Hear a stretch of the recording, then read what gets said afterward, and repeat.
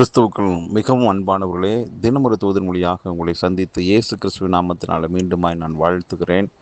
இந்த நாளிலே சங்கீதங்களின் புஸ்தகம் 37:19 வசனம், அவர்கள் ஆபத்து காலத்திலே வெட்கப்பட்டு போகாதிருந்து பஞ்ச காலத்திலே திருப்தி அடைவார்கள் என்று நீதிமான்களை குறித்து, பரிசுத்தவான்களை குறித்து, தேவ பிள்ளையை குறித்து தாவீது சொல்லுகிறார்.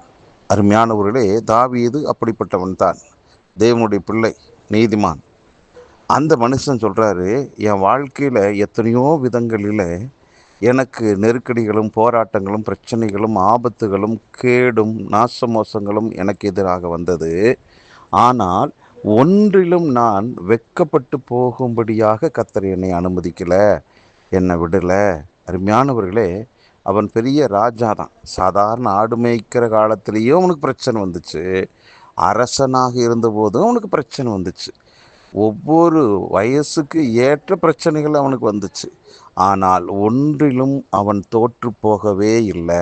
ஆம், தோல்விதானே வெட்கத்தை கொடுக்கும். அவன் வாழ்விலே தோல்வியை காணலை. ஏன்? ஆண்டவர் அவனை தோல்விக்குள்ள நடத்தலை, விடலை.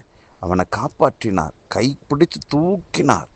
எத்தனையோ நாசமோசமான உயிருக்கு ஆபத்தான வந்த சூழ்நிலையில் உடன் கூடவே இருந்து அவனை பாதுகாத்தார், பராமரித்தார்.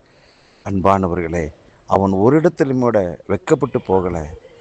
பஞ்ச காலத்தில் தேவ பிள்ளைகள் திருப்தி அடைவார்களாம்.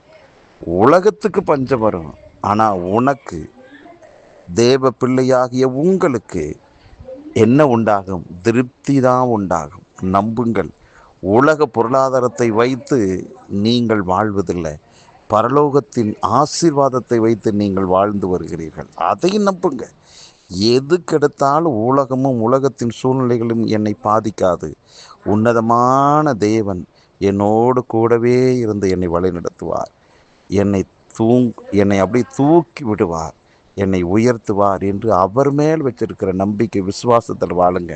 ஆகவே இந்த வார்த்தையின்படி நீங்கள் ஆபத்து காலத்தில் நீங்கள் வெட்கப்பட்டு போக மாட்டீங்க. பஞ்ச காலத்திலே நீங்கள் நிறைவான ஒரு வாழ்க்கையை வாழ்வீங்க. கர்த்தருடைய ஆசீர்வாதம் உங்களை அப்படியே தலை நிமிரச் செய்யும். பயப்படாதீங்க, கர்த்தர் உங்களுக்குள்ள வாழ்கிறார்.